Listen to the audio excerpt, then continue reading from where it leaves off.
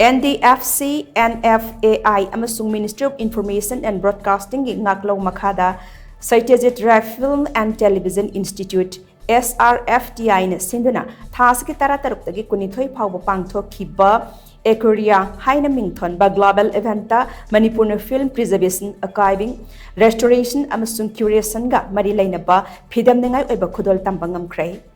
Tharamadu da saruk yakiba maming leiraba institution singi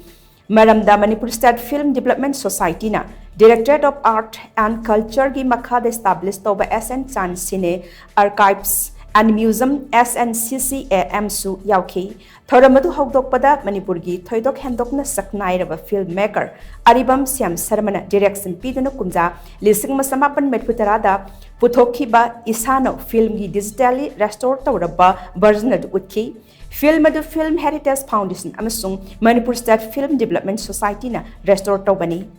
Archiving in government institution in India, High Bahira Master Film Archivist Johnson Raskumar na Miyam the Wakal Tahan Kibagaloina SNCCAM na Hauzik Phaoba Hotnarakliba amasung Pangthokhiba Tabak Singi Matang the Wanganki. Hauzik Phaoba SNCCAM na Mai Pakna Pangthokhiba Tabak Singi Manungda Manipuri Film Director na Direction Piba Ahanba Manipuri Film Brojan Drogi Lohongba Asi Mai Pakna 4K Resolution da Digitization Tauba Namkibaga Loinena Kumza Lising Masamapan Nipuni Panda Pangthokhiba Mainu Pemsagi Releasing Su Preserve Taure Haiki